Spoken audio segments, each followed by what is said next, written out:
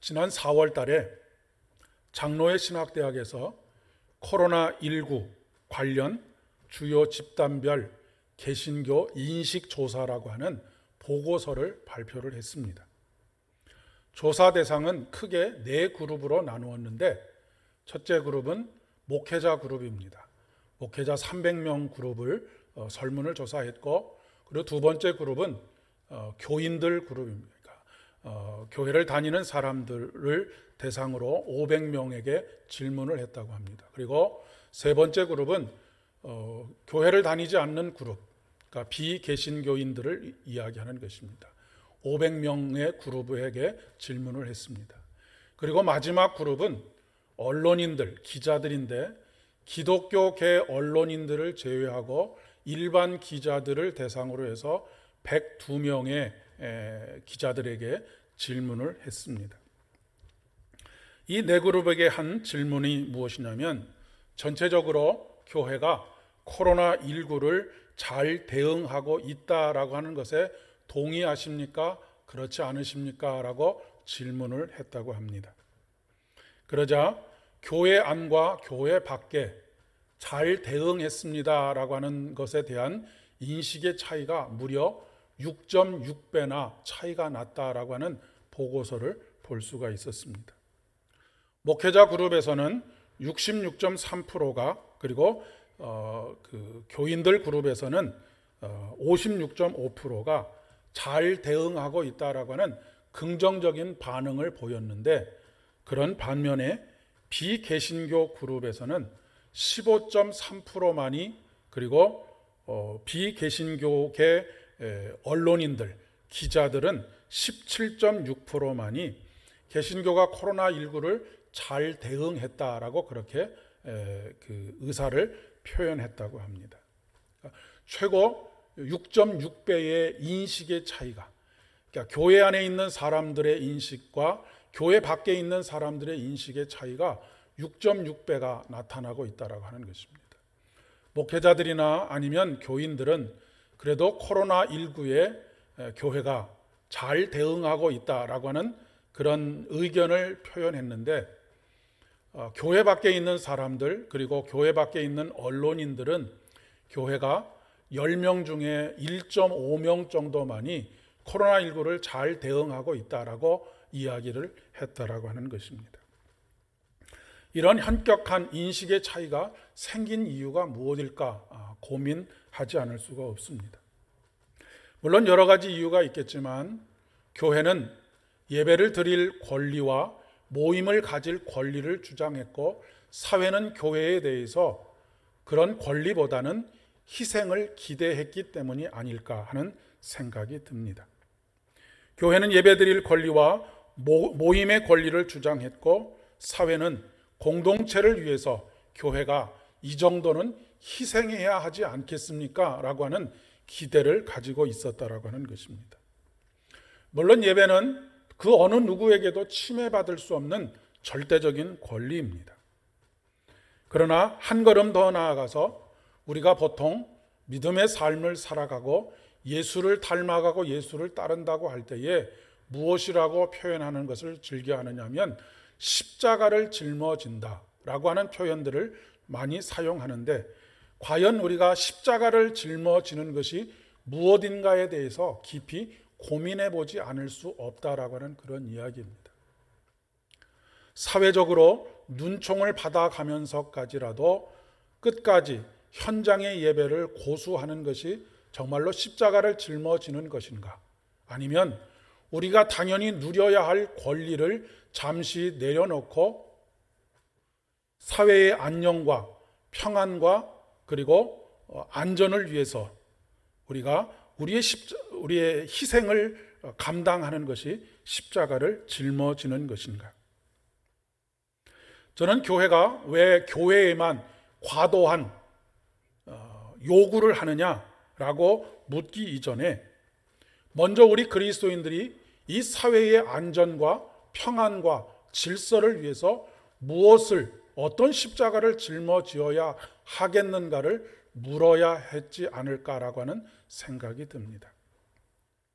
뿐만 아니라 또한 한 가지 원인을 더 찾아본다고 한다면, 만약에 교회가 사회와 그동안 여러 가지 경로를 통해서 소통을 많이 하고 있었다고 한다면, 그래도 우리 삼보교회는 열심히 그런 일들을 감당하려고 애쓰고 있어 라고 하는 것을 알고 있었다고 한다면, 이런 인식의 차이가 조금은 극복되지 않았을까라고 하는 생각이 듭니다.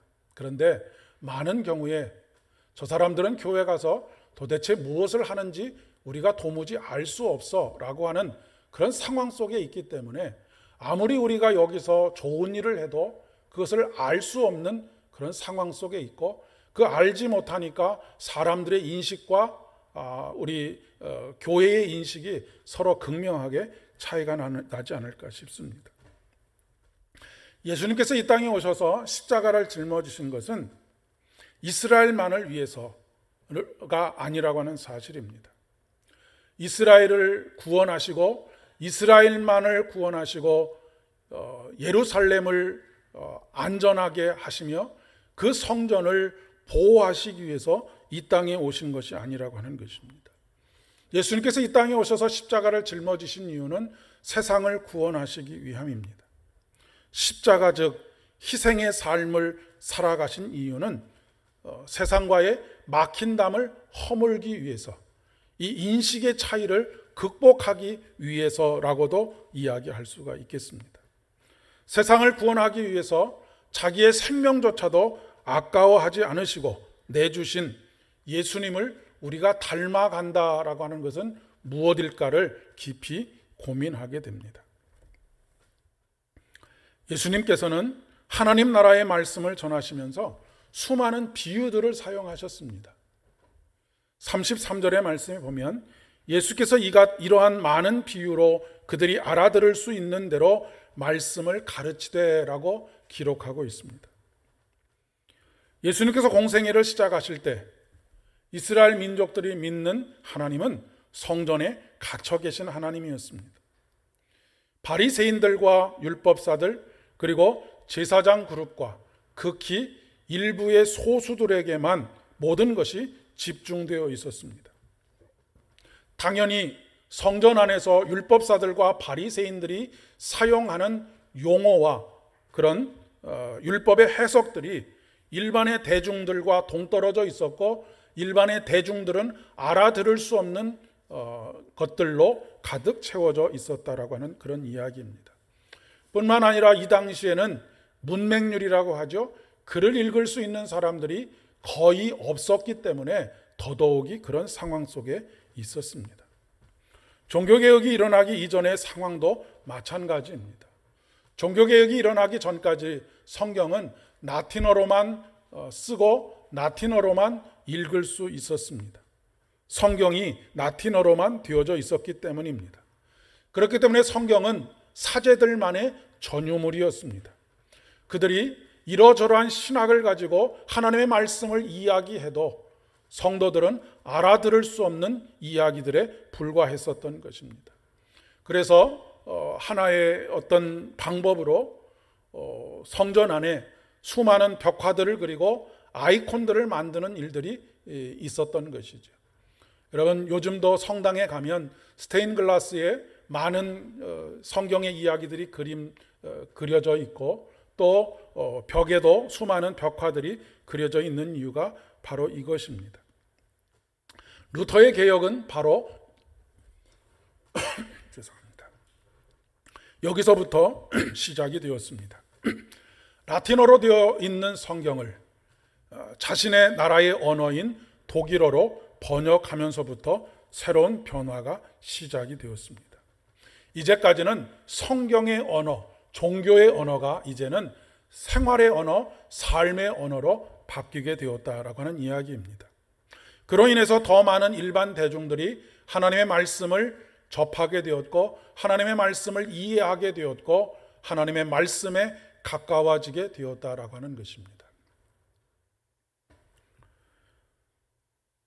마찬가지로 예수님께서 바리새인들과 율법사들과 제사장 그룹들의 전유물이었던 하나님의 말씀을 일반 대중의 언어로 말씀을 전하기 시작하신 것입니다. 이것이 바로 비유로 말씀을 전하신 것입니다. 특별히 비유는 거의 대부분 이스라엘 백성들의 실제 생활과 밀접한 관계를 가지고 있습니다. 특별히 오늘 마가복음 4장에만 또 4개의 비유가 나오는데 그 4개의 비유 중에 3개는 씨 뿌리는 비유입니다. 그 당시에 이스라엘의 거의 대부분의 사람들은 씨를 뿌리며 살아가는 사람들이었기 때문에 그렇습니다. 4개 중에 한 가지는 등불에 대한 비유가 있습니다.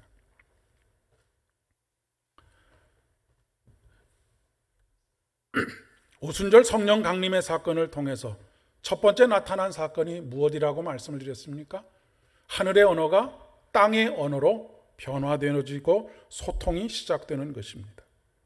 오늘 한국 교회와 우리 그리스도인들의 가장 큰 문제 중에 하나는 개토화되어져 간다라고 하는 것입니다.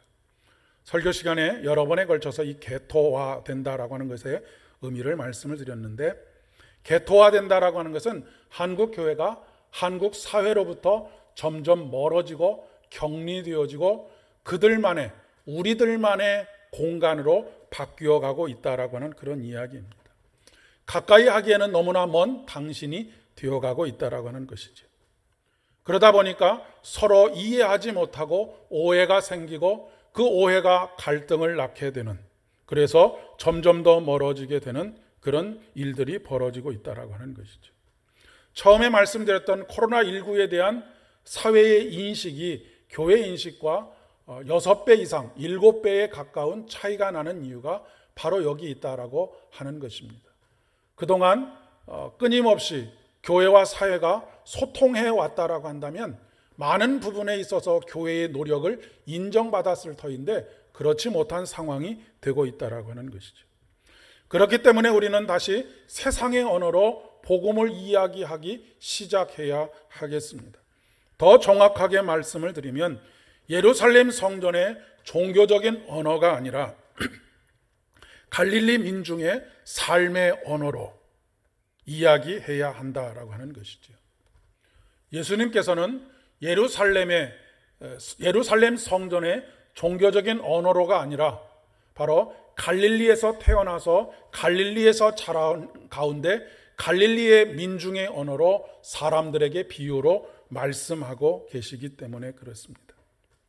종교적인 언어가 아니라 삶의 언어로 이야기하기 시작할 때에 사람들은 하나님의 나라를 어렴풋이 이해하게 되었습니다. 그동안 예루살렘 성전의 종교적인 언어로 이야기할 때는 하나님의 나라가 무엇이고 생명의 복음이 무엇인지를 전혀 알아듣지 못하던 그들이 비유로 그 삶의 언어로 이야기하게 될 때에 비로소 조금씩 깨닫게 되었다라고 하는 그런 이야기입니다. 그러기 위해서는 세상이 이해할 수 있는 언어, 세상에 닿을 수 있는 마음의 언어를 사용해야 합니다. 그것은 입으로 말하는 것이 아니라 삶으로 말하는 언어여야 된다는 것입니다. 사랑을 말하는 것이 아니라 사랑을 하는 것입니다. 믿음을 말하는 것이 아니라 믿음으로써 말하는 것입니다. 지난 주간 새벽 기도의 말씀이기도 했었던 히브리서 11장 4절의 말씀에 보면 아벨은 그가 죽었으나 믿음으로써 말하였느니라 라고, 지금도 말하느니라 라고 말씀하고 있습니다. 그는 믿음을 입으로 말한 것이 아니라 그의 삶의 언어로 말했습니다. 그리고 그 삶의 언어로 말한 그 믿음이 2000년이 지난 지금까지도 말하고 있다라고 기록하고 있는 것입니다. 그 삶으로서의 언어는 주장하는 것이 아니라 희생하는 것입니다. 그 삶으로서의 언어는 높아지고자 하는 것이 아니라 낮아지는 것입니다. 교회가 거대할수록 세상으로부터 멀어지게 되어져 있습니다. 오히려 작고 건강한 교회들이 마을 속에서 함께 어우러질 때 실핏줄이 온몸에 퍼져서 혈액을 공급하는 것처럼 마을 곳곳에 하나님의 나라가, 그리고 생명의 말씀이, 그리고 예수 그리스도의 보혈의 은혜가 그곳에 흘러 넘치게 되지 않을까 싶습니다. 저는 우리 대한민국에 무슨 놈의 교회가 그렇게 많으냐라고 하는 말에 절대로 동의할 수가 없습니다. 오히려 작고 건강한 교회들이 마을마다 동네마다 더 깊이 파고 들어가서 그곳에 생명의 보혈이 흘러넘치도록 해야 할 것입니다. 여러분, 우리 몸의 실핏줄들을 타고 심장에서 시작된 피가 몸의 곳곳에 공급되지 않으면 그 공급되지 않는 피로 인하여서 공급되지 않는 그곳은 살이 썩어 들어가게 되어져 있습니다. 마찬가지로 예수 그리스도의 보혈의 은혜가 마을 곳곳에 닿지 않는 곳이 없도록 하지 않으면 그것은 썩어질 수밖에 없다라고 하는 것을 이야기하는 것입니다. 예수님께서 공생애를 시작하면서 외친 복음이 무엇입니까? 회개하라, 천국이 가까웠다라고 하는 것입니다. 여러분, 이 말의 뜻이 무엇일까요? 천국이 가까이 왔다라고 하는 것은 지금 이스라엘 민족이 경험하고 살고 있는 그곳은 어떤 곳이라고 하는 것입니까? 천국이 아니라고 하는 것입니다. 하나님의 나라가 아니라고 하는 것이죠. 이스라엘 백성들은 그렇게 항변했을 것입니다. 아니, 이 땅은 하나님께서 약속하신 약속의 땅이 아닙니까? 이곳에 예루살렘 성전이 있습니다. 이 예루살렘 성전에서 매일 예배가 드려지고 있습니다. 그런데 이곳이 하나님의 나라가 아니라면, 이곳이 천국이 아니라면 어디가 천국입니까? 라고 되물었을지도 모르겠습니다. 그러나 예수님께서는 하나님의 나라가 가까이 오고 있다라고 말씀하고 계십니다. 그 말은 지금 이스라엘 민족이 살아가고 있는 그 약속의 땅에서 하늘에서 이루어진 하나님의 뜻이 이루어지고 있지 않다라고 하는 것을 이야기하고 있는 것입니다. 하나님 나라의 핵심은 장소가 아닙니다.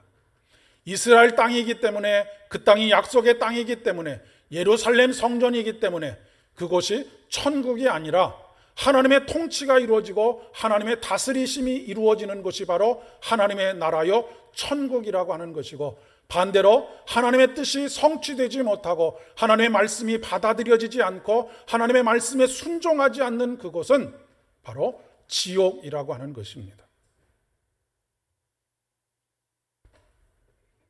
여러분의 가정과 일터와 사업장과 우리 교회는 천국, 곧 하나님의 나라입니까? 그렇지 않습니까?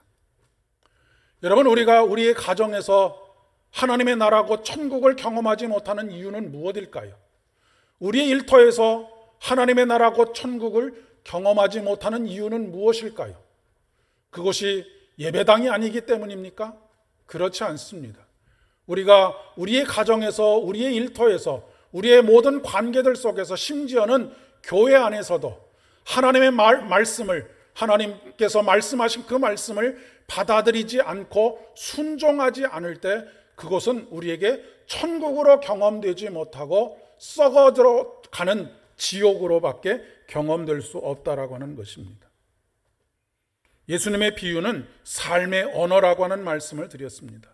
이 비유를 통해서, 삶의 언어를 통해서 이야기하게 될 때에 누구나 듣고 이해할 수 있는 언어가 되었다라고 하는 것입니다. 그런 의미에서 교회는 누구나 다가올 수 있는 곳이어야 하고 누구나 쉬어갈 수 있는 곳이어야 합니다. 오늘 설교의 제목처럼 교회는 오름직한 동산이 되어야 합니다. 에스겔의 말씀에서 하나님께서 백향목 꼭대기에서 연한 가지를 꺾어 심으시겠다고 말씀하십니다. 그리고 그 가지가 무성하고 열매를 맺어서 아름다운 백향목과 같이 될 것이요 각종 새가 그 아래에 깃들이며 그 가지 그늘에 살리라 라고 말씀하고 있습니다. 여기서 연한 가지는 우리 주님 예수 그리스도를 의미합니다. 예레미야 선지자는 예레미야 23장 5절과 6절의 말씀에서 이렇게 예언하고 있습니다. 보라, 때가 이르리니 내가 다윗에게 한 의로운 가지를 일으킬 것이라. 그가 왕이 되어 지혜롭게 다스리며 세상에 정의와 공의를 행할 것이며 형통하며 그의 날에 유다는 구원을 받겠고 이스라엘은 평안히 살 것이며 그의 이름은 여호와 우리의 공의라 일컬음을 받으리라 라고 말씀하고 있습니다. 한 의로운 가지, 이 가지가 이스라엘 땅에 그리고 이 온 우주 만물 가운데 심기어질 것이다 라고 하는 말씀입니다. 그리고 연한 가지를 심어 가지가 무성하고 열매가 있는 아름다운 백향목이 되게 하시는 이유에 대해서 기록하고 있습니다. 그것은 각종 새가 그 아래에 깃들이며 그 가지 그늘에 살게 하시기 위함입니다. 그래서 예수님께서 이 땅에 오셔서 우리를 초대하시면서 이렇게 말씀하셨습니다. 수고하고 무거운 짐진 자들아 다 내게로 오라, 내가 너희를 쉬게 하리라 라고 말씀하셨던 것입니다. 오늘 이 자리에 계시는 여러분들이 연한 가지로 커다란 백향목이 되어서 잎이 나고 그곳에서 쉼을 얻게 하시고 또한 회복을 얻게 하시는 하나님의 놀라운 회복의 역사가 함께 하시기를 진심으로 축복합니다. 겨자씨가 자라서 쉼을 얻게 되고 안식을 얻습니다. 그런데 여기서 중요한 한 가지가 있습니다. 우리가 일상적으로 그냥 넘어가기 쉬운 하나의 말씀이 있습니다. 그것은 각종 새들이 깃들이며 라고 하는 표현입니다. 오늘 마가복음 4장에서는 공중에 나는 새라고 그렇게 표현하고 있습니다. 여기서 공중에 나는 새, 각종 새는 그냥 나무에 오는 그런 새를 의미하는 것이 아닙니다. 유대인들은 이방인들을 일컬어서 공중에 나는 새, 각종 새라고 그렇게 지칭을 했습니다. 공중에 나는 새는 어떤 새냐면 안식처가 없는 새입니다. 가서 쉼을 얻고 회복을 얻을 수 있는 곳이 일정한 주거지가 없는 새를 공중의 새라고 그렇게 표현하고 있다는 것입니다. 유대인들 스스로는 우리는 하나님의 성전, 그곳이 바로 쉼의 자리이고 회복의 자리이고 평안의 자리가 있는데 이방인들은 이 쉼과 평안에서 제외되었다라고 하는 의미에서 공중에 나는 새 그리고 각종 새들이라고 표현을 했었습니다. 그런데 겨자씨가 자라서 큰 나무를 이루고 잎이 무성하게 하는 이유를 하나님께서는 하나님을 모르는 사람들조차도 이 안에 들어와서 쉼을 얻고 평안을 얻으며 회복을 얻고 안식을 얻은 이후에 자신의 삶의 자리로 나아갈 수 있도록 하는 복음 자리로 허락하셨다라고 하는 이야기입니다.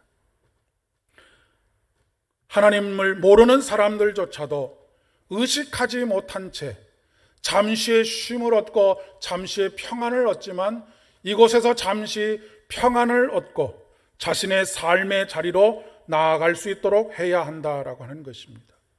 잠시 몸을 의탁하지만 이곳에 들어와서 이곳에는 내가 세상에서 누리지 못하는 쉼이 있구나, 평안이 있구나, 안식이 있구나라고 하는 것을 경험하고 돌아갈 수 있도록 하는 그런 장소를 만들어 가야 한다라고 하는 이야기입니다. 여러분, 마트에 가면 시식 코너가 있지 않습니까? 먹어보기 전까지는, 그리고 경험하기 전까지는 아무리 그 제품이 좋더라도 그 음식이 맛있더라도 선뜻 손이 가지 않습니다. 아무리 이 제품이 좋은 제품입니다 라고 말을 해도 저 사람이 물건을 팔려고 그렇게 이야기하는 것이지 라고 생각하기 쉽습니다. 그러나 시식 코너에서 아주 작은 양이지만 그 음식을 맛보게 되고 그 음식이 맛있다라고 하는 것을 깨닫게 되면 굳이 사라고 하지 않아도 지갑을 열어서 그 음식을 사게 되는 것과 마찬가지입니다. 우리가 교회 밖에 나가서 아무리 복음은 정말로 기가 막힌 일들이 있고 하나님의 은혜가 얼마나 크고 하나님의 말씀 안에 얼마나 큰 복이 담겨져 있는 길을 아무리 이야기해도 그것을 맛보지 않으면 선뜻 손을 내밀지 못하게 된다라고 하는 것입니다. 그 방법이 어떤 방법이 되었던지 간에 작은 복음의 경험, 작은 은혜의 경험, 그 경험을 할 수 있도록, 평안을 누릴 수 있도록, 쉼을 얻을 수 있도록, 안식을 경험할 수 있도록 하는 그런 장소로서의 역할을 감당한다면 굳이 손을 내밀어 교회에 갑시다, 예수를 믿읍시다라고 말하지 않아도 그들이 마음을 열고 복음에 순종하는 복음의 삶을, 그리고 평안과 회복을 얻는 그런 삶을 살아가지 않겠습니까? 그러려고 하면 교회는 높은 산이 아니라 오름직한 동산이 되어야 합니다. 여러분, 에베레스트 산은 산악인들조차도 오르기가 쉽지 않은 산입니다. 일평생에 한 번 에베레스트 산에 오르기를 소망하지만 오르지 못하는 사람들이 참 많이 있습니다. 그냥 다른 사람들이 올라가는 모습들만 볼 뿐이지요. 그러나 오름직한 산, 우리 동네에 있는 누구나 오를 수 있는 그런 산은 오늘도 오르고 내일도 오르고 새벽에도 오르고 저녁에도 오를 수 있는 산이 오름직한 우리의 동산이지 않겠습니까?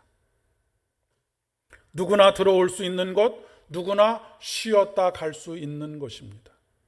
여러분, 교회는 일주일에 한 번 맘먹고 오시는 것이 아니라 하나님께서 이 동산을 오름직한 동산으로 만드셔서 언제나 무시로 이곳에 드나들고 이곳에서 쉼을 얻고 평안을 얻으며 회복의 은혜를 경험하는 곳이어야 한다라고 하는 그런 이야기입니다. 이 밖에 주차장에 큰 느티나무가 있지 않습니까? 가끔 이곳에 그 자전거를 타고 지나가는 분들이 꽤나 많이 있습니다. 어떤 분들은 한낮에 자전거를 타고 저 벤치에 앉아서 잠시 땀을 식히고, 어떤 분들은 식사 때가 되어서 싸갖고 온 도시락을 함께 나누는 그런 모습들을 오후에 사무실에 앉아 있다 보면 종종 목격하게 됩니다. 이곳에서 잠시 쉼을 얻고 평안을 얻고, 그들이 하나님을 아는 사람이든 하나님을 알지 못하는 사람이든 그것을 경험하고 간다라고 하는 것은 교회는 언제나 가서 쉴 수 있는 것이구나, 평안을 얻을 수 있는 것이구나, 다시 에너지를 얻을 수 있는 것이구나 라고 하는 인식들을, 그 인식들을 가질 수 있도록 벽을 허무는 역할을 하지 않을까 싶습니다. 예수님께서 사역의 첫 걸음과 말미에 성전을 정화시키는 사건이 있었습니다. 이 예수님께서 성전을 정화시키시는 가운데 분노하신 이유가 무엇이냐면 바로 이방인의 뜰에서 재물을 파는 것 때문이었습니다. 이방인들이 은혜를 얻을 수 있는 그 자리를 박탈한 것 때문입니다. 여러분, 우리 교회 안에 이미 꿈이 자라는 지역 아동센터가 있고 또 꿈이 자라는 작은 행복 도서관이 있다는 것을 아십니까? 지역 아동센터는 여러분들이 기도해 주시고 여러 가지로 많이 도와주셔서 25명의 아이들이 날마다 그곳을 드나들면서 가랑비에 비가 졌듯이 하나님의 사랑의 복음으로 그들을 양육하는 손길들을 통해서 잘 자라고 있습니다. 그들을 그곳에 들어오려고 지금 대기하고 있는 아이들도 십수명에 걸쳐 있습니다. 그런데 꿈이 자라는 작은 행복 도서관은 오랜 세월, 오랜 시간 동안 그곳에 도서관을 만들어 놓고 이렇게도 해보고 저렇게도 해보려고 했지만 어떤 때는 한 걸음 앞으로 나아갔다가 반 걸음 뒤로 물러서기도 하고, 어떤 때는 아예 한 걸음 뒤로 물러서기도 하는 과정 속에 있었습니다. 그런데 하나님께서 또한 길을 열어주셔서 올해부터는 지난달부터 12월 달까지 상주 작가 한 분이 12월 달까지 상주하면서 어른들과 우리 아이들을 위한 그런 프로그램들을 진행할 수 있는 그런 예산을 받게 되었고, 그 일들이 지금 한 걸음 한 걸음 내디뎌져 가고 있습니다. 씨를 뿌리고 있는 것이죠. 이곳에 드나들면서 공중에 나는 새들이 쉼을 얻고 회복을 얻고 그럼으로써 복음을 맛볼 수 있기를 기대합니다. 그렇다고 공중에 나는 새만 그곳에서 쉼을 얻는 것이 아니죠. 우리 모두가 그곳에서 쉼을 얻게 되는 것입니다. 무료하게 집에 계시지 않으시고 이곳에 오셔서 무엇이라도 함께 하나님의 꿈을 도모하고 이루어갈 수 있는 그런 사랑방과 같은 교회가 되어질기를 소망하고 있습니다. 우리 교회가, 우리 장로님께서도 기도해 주셨지만 우리 교회가 51주년이 창립 51주년을 맞이합니다. 50년 전에 천막으로 시작을 해서 벽돌을 한 장 한 장 쌓아가며 이곳에 아름다운 성전을 짓게 하시고 51년 동안 하나님께서 지키시고 은혜 가운데 있게 하신 이유가 무엇일까요? 여전히 이곳에 우리 삼보교회를 남겨두신 이유는 무엇이라고 그렇게 생각하십니까? 공중에 나는 새들이 이곳에 와서 깃들이고 평안을 얻으며 쉼을 얻고 다시 회복을 경험하고 복음의 아주 작은 파편이라도 맛보고 다시 하나님의 은혜를 더욱더 사모하는 그런 공간이 되어지기를 원하는 것은 아닌가 싶습니다. 그 평안을 누리기 위해서 문지방이 닳도록 주의 전을 찾으시는 여러분 되실 수 있기를 바랍니다. 크게 마음을 먹고 몸을 단장하고 일주일에 한 번 교회에 가야지가 아니라 매일 문지방이 닳도록 이곳에 드나들면서 말씀을 묵상하고 말씀 안에 있는 평안과 세상이 줄 수 없는 평안과 안식과 회복의 은혜를 경험할 수 있는 참으로 하나님의 나라가 이곳에서 경험되어질 수 있기를 소망합니다. 우리의 마음속에 지역아동센터를 시작할 때도 그랬지만 작은 행복도서관을 일구어 가면서도 되겠어? 라고 그렇게 생각하는 부정적인 생각들이 많이 있을 수 있겠습니다. 하지만 우리가 해야 할 일은 씨를 뿌리는 일뿐입니다. 여러분 농사를 지어보셔서 아시겠지만 농부가 하는 일은 사실 그렇게 많지 않습니다. 농부는 씨를 뿌리는 사람입니다. 그 씨가 발아하는 것도 그 씨가 자라는 것도 잎이 나는 것도 꽃이 피는 것도 열매가 나는 것도 농부가 할 수 있는 일은 아무것도 없습니다. 하나님께서 자라게 하시고 하나님께서 꽃이 피게 하시고 하나님께서 열매를 맺게 하시는 것입니다. 물론 농부의 수고가 작은 수고라고 하는 것을 이야기하는 것은 아닙니다. 그 생명이 자라게 하는 것에는 아무것도 할 수 있는 것이 없다라고 하는 것입니다. 씨앗을 땅속에 심어두고 오랜 시간 동안 그곳에서 무슨 일이 일어나는지 농부는 알 길이 없습니다. 그저 씨를 뿌릴 뿐이지요. 그러나 땅속에 심겨진 씨앗에서 하나님께서 생명이 자라게 하시고 거기서 싹이 트게 하십니다. 오늘 우리들의 삶의 모든 것도 마찬가지입니다. 교회도 그렇고 여러분의 가정도 그렇고 여러분의 일터도 그렇고 우리가 믿음으로 씨를 뿌리고 믿음으로 씨를 심을 때에 하나님께서 겨자씨와 같이 세상에서 가장 작은 씨를 심을지라도 그곳에서 큰 나무를 이루게 하시고 잎이 자라게 하시고 뿐만 아니라 그곳에서 쉼을 얻고 평안을 얻고 회복을 얻게 하실 줄을 믿습니다. 함께 기도드리겠습니다. 은혜가 풍성하신 참 좋으신 아버지 하나님, 오늘도 겨자씨보다도 작은 우리의 믿음을 하나님의 약속의 말씀을 담아 세상을 향하여 씨를 뿌립니다. 우리의 가정에 뿌리고 우리의 일터에 뿌리며 우리 교회에 뿌리고 세상 가운데 그 씨를 뿌립니다.